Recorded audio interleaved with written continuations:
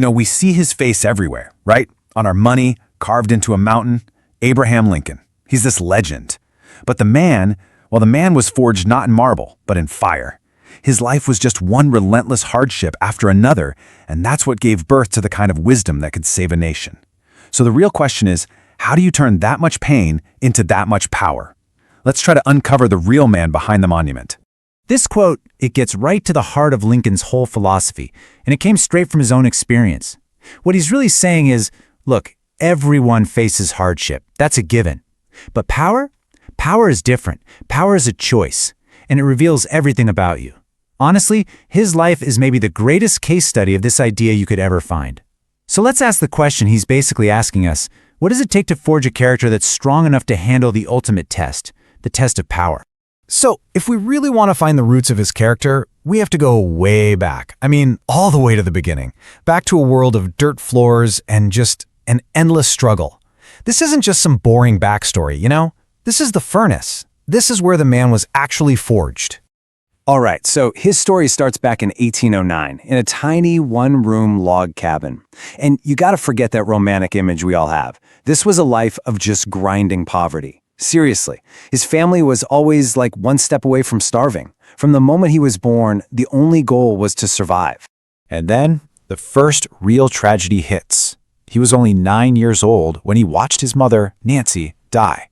Can you imagine? That kind of loss, it cast this long, dark shadow over his entire life. It was a wound, a kind of grief that he would carry with him forever. And heartbreak just wasn't finished with him yet. As a young man, he actually found love with a woman named Anne Rutledge. She was like this little flicker of light in his otherwise really difficult life. And then, she was taken from him too. Died, just suddenly. That loss absolutely shattered him. It plunged him into a depression so dark that his friends literally hid his razors from him because they were afraid of what he might do. Even when he tried to pour all that energy into public service, the path was just brutal.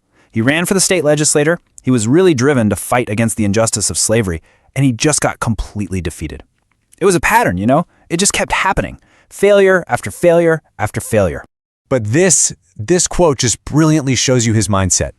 What's so fascinating is that for Lincoln, failure was never ever the end of the story. It was a question. It was a challenge. Are you okay with this? He flat out refused to be content with failing. Instead, he used it. He used it as fuel. See, all of his hardship wasn't just happening to him. It was happening inside him. He was actively taking these external struggles and forging them into internal principles. This wasn't some accident or luck. No way. This was the deliberate, step-by-step construction of a leader.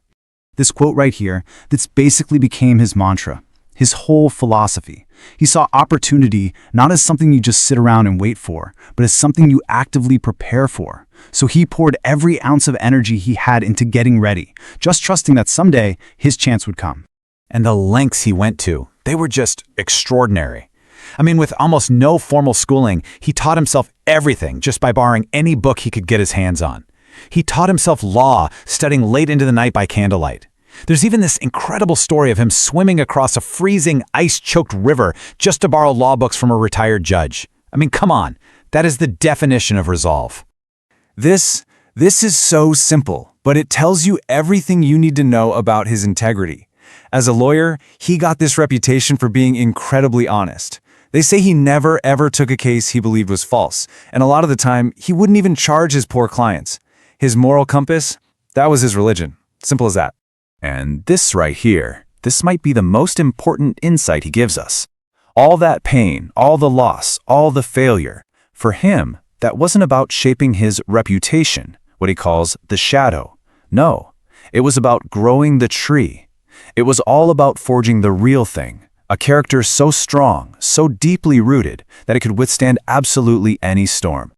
And that character he had built, well, it was about to face its ultimate test. After a whole lifetime of preparation, Lincoln was finally given power. And not just a little power. More power than he probably could have ever imagined, right in the middle of his nation's most dangerous moment. So, in 1860, after a life pretty much defined by struggle and just sheer perseverance, Abraham Lincoln was elected the 16th President of the United States. His chance, it had finally come. But here's the thing. The presidency wasn't some prize. It was more like a death sentence for the nation. He inherited a country that was literally on the brink of self-destruction, a nation ripping itself apart over the moral poison of slavery. This was it. This was the ultimate test, the very one he had unknowingly been preparing for his entire life. For Lincoln, you have to understand, this was never just about politics. Not at all. It was a direct extension of his personal morality, his religion. He simply could not square the idea of a nation built on the promise of liberty while millions of people were kept in chains. It just didn't compute. And that simple, powerful conviction, that became his North Star through the entire storm of the war. And this line, this famous line from his Gettysburg Address, it wasn't just some pretty words, it wasn't just rhetoric, it was his vision. It was the why behind every single decision, every battle, every single loss. He was fighting to preserve the very idea of a unified democratic nation. But his leadership, see, it wasn't only about strength and resolve. It was defined by this really profound wisdom and an absolutely remarkable capacity for empathy. And those qualities, they were every bit as essential to leading the country as any military strategy. Just think for a second about how most leaders view their enemies, right? They're a problem you have to defeat, a force you have to destroy.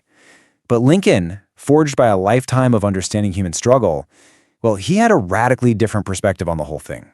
And this is where his wisdom gets truly radical. He understood that a real victory isn't about crushing your opponent. It's about transforming the conflict itself. He actually believed the only way to truly permanently destroy an enemy was to make them your friend. And as that brutal war was finally nearing its end, he was already looking to the future. He just knew that to heal a nation that was so deeply divided, revenge and retribution just weren't going to work.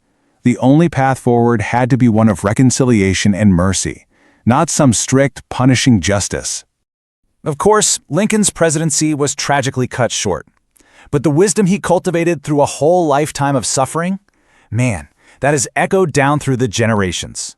His legacy isn't just in what he did, but in the lessons he left behind for all of us.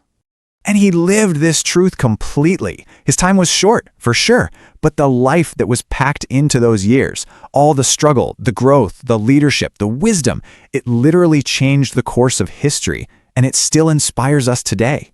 And so we're kind of left with his powerful metaphor turned right back on us.